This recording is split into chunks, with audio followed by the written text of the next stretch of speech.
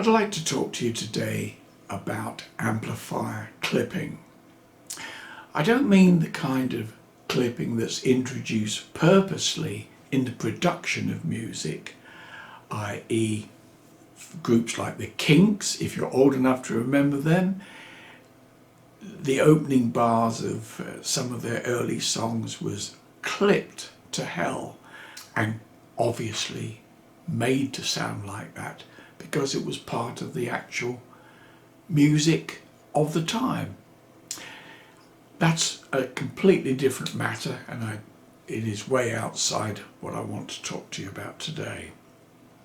The type of distortion or clipping that I'm referring to is the sort that you get in any preamp or mostly a power amplifier. What it is basically is where you run out of power. In an ideal world, the amplifier wouldn't clip at all. Such an amplifier doesn't exist yet, and I don't think it's likely to ever happen. All amplifiers clip. Now, in the earlier days of predominantly valve amplifiers, the amplifiers nearly always soft clipped. In other words, if you put a sine wave in, and that would be roughly the shape of the top of the sine wave, it would clip sort of softly. That's why it's called soft clipping. When transistor amplifiers came in, the way they work is somewhat different. When you go up to maximum power in say a solid state amplifier, you almost hit the rails. In other words, the voltage that it runs on, you almost hit that power supply. So instead of the square wave or the sine wave clipping smoothly, so to speak, you go up to what you call the rails and you hit it, and hence the wave is squared. It can sound really unpleasant. Let's look at the advantages and disadvantages of both. Now, if we talk about soft clipping, the reason why so many people say, the amplifier has to clip, soft clipping is better. Well, it kind of is, because in hard clipping, when the amplifier literally clips, prior to that, the distortion is usually very low, i.e. whatever the distortion is overall on the amplifier, it largely, and I do say largely because most amplifiers the distortion tends to go up as the power does.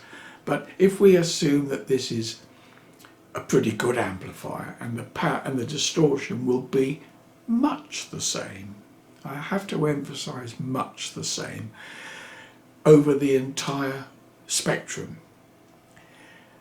But when you hit maximum power, most solid state amplifiers, if you imagine this is the distortion going along, all of a sudden you hit maximum power and it goes like that.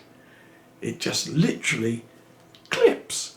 So all the nice smooth sine waves you had before are now have their heads chopped off, so to speak, and it clips hardly and sounds dreadful. The opposite happens in a soft clip. The distortion, again, this tends to be valve amplifiers, but not always. Some transistor amplifiers are made to soft clip because it doesn't sound so dreadful. So what happens in your amplifier? The distortion comes along like this, and instead of going like that for hard clipping, it sort of goes up like this. But all that means is, to the ear, the sound becomes muddy and confused and lacking in detail. So let's put some numbers on it. Say you've got a 10 watt amplifier. Just a number, It could be 100 watt or whatever. We'll say a 10 watt amplifier. If it's a solid state amplifier or a hard clipped amplifier, you will have really clean, nice, open sound until all of a sudden you get to 10 watts, and as I said, the distortion goes wow, like that. Unlistenable. But prior to that, the distortion will be much the same throughout the entire power rating. But in the soft clipping, because you don't get that sudden jump and you get that sort of creeping up distortion, you might only get 9 or 8 watts of clean sound, but then it will start to get muddy, you'll lose detail, lose dynamic range. But it's easier on the ear. But saying that, it means you've actually got less low distortion power than what you would have done with the hard clipping. Let's look at the advantages of both. Well, I've already said the advantage of the soft clipping in that it really gradually gets worse and worse until obviously the soft clipping changes to hard clipping because it just has no more power. So that is often preferred, and it's the effect you see in quite low powered amplifiers. You see these 7 watt valve monstrosities that use transmitter valves. That uses soft clipping, and it's an area I don't want to go to on this video, but to me that kind of amplifier is not good. The distortion is very high throughout, often 2-3%, but then it gets gradually worse until you hit a maximum power of 7 watts, and then we won't go there. So looking at the hard clipping. Now, hard clipping is bad in a number of ways. For example, most loudspeakers, especially the tweeters, don't like hard clipping, because if you consider the rating of a loudspeaker, let's say you have a cabinet, and I use the word because that includes all the drivers in it, is rated at, let's say, 50 watts. Again, an arbitrary number. That means that you can feed the music of 50 watts into the cabinet, and well, hopefully if it's rated properly, it won't burst into flames or self-combust. But a tweeter, even though the cabinet is rated at 50 watts, the tweeter's actual rating is probably only 2 or 3 watts. Yeah, you can believe me, it's true. And this is how some people damage their speakers. They think, oh, I'll sine wave test it. And they put in a sine wave at, let's say, even 10 watts and sweep it. Well, the bass unit's quite happy to do that, and so is probably the mid-range if it's a 3-way unit. But the tweeter will burn instantly, because even just with 10 watts going in, if you're feeding in, say, a 10 kilohertz sine wave, that tweeter will not handle it. It will just burn. And you'll know it's burnt because you'll get a whiff of smoke and that awful I'm unwell feeling smell. And that's because the wire on the tweeter is so thin. But if you think of music as all frequencies, if you look at the spectrum analyzer of most music, it's predominantly low end and mid range, and the actual energy that comes from the tweeter is really quite small, and so you can easily rate the cabinet. I say cabinet, but I mean the contents of the cabinet. You can easily say, yes, this will play the music of 50 watts.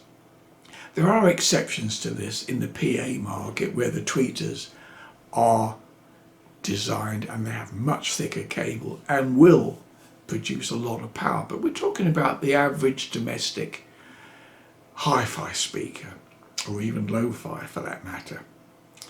So the moment the amplifier hard clips, all of a sudden you're producing square waves, which is rich in power and in high frequencies, and the tweeter just burns up, just burns up like that.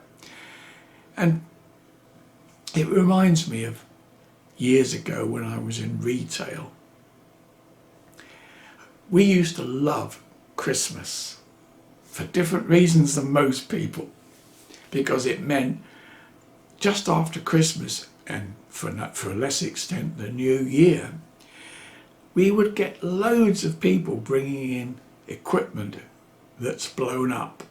And it's predominantly because throughout the year they're playing their music nicely through their amplifier and listening to it.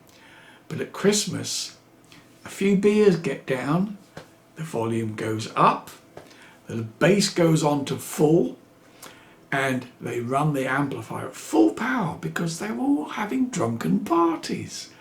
And the effect is the amplifier goes into clip, and rather than turning it down a little bit, it doesn't matter, it's just loud. And the more beers you have, the louder it tends to get. So the consequences are the tweeters all burn out.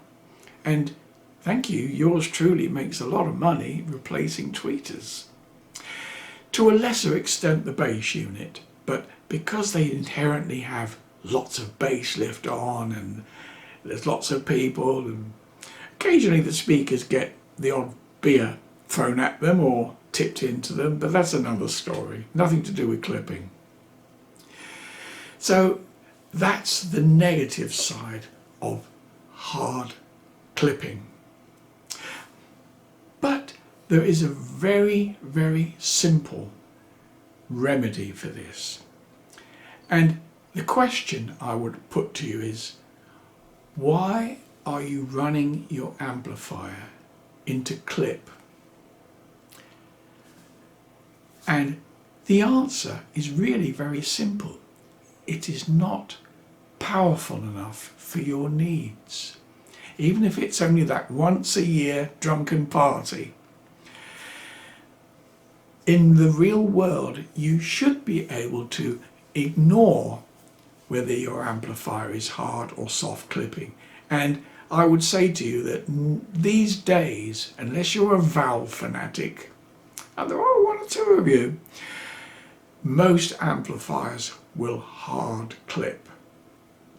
So from that point of view, it's a negative point of view. But if that happens, let's say you've got a 50 watt amplifier, and even in normal listening, forgetting about the drunken parties, but even in normal listening, if you actually find your amplifier clipping, even if just a little bit, you're endangering your tweeters. And of course it sounds bloody horrible, but the answer is very simple. You need a more powerful amplifier. It really brings us on to a whole new area of topic. So many people underpower the amplifiers because there are so many critics out there that says, oh, for normal listening you only listen at 1 or 2 watts. Well, this is 100% true. If you're the kind of person that only ever listens to chamber music or just a soft guitar or something like that, you probably only will listen at a couple of watts. But the moment you play a bit of Jimi Hendrix or something like that with copious amounts of bass, your amplifier will start to clip. So if you're building an amplifier from scratch, whatever power you think you need, you don't, you need more.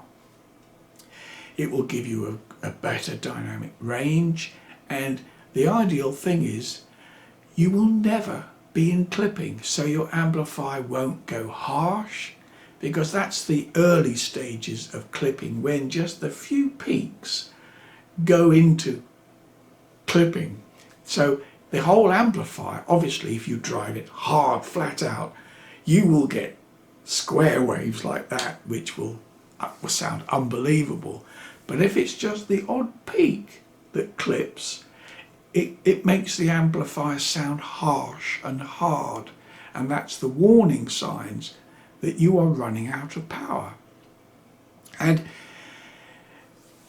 people don't realise that a 100-watt amplifier is only twice as loud as a 10-watt amplifier, because it's a logarithmic scale. If you think back to your school days. So don't think if you're going to buy a 100-watt amplifier when you had a 10-watt amplifier, it's going to be 10 times as loud, because it isn't. It simply isn't. It will double the actual power, but not, it doesn't, it's not as loud as you'd think. People say, oh, I don't need 200 watts. I've got an amplifier now that's 50 watts and it's quite loud. But where you will gain is in dynamic range, even if only once in a music session.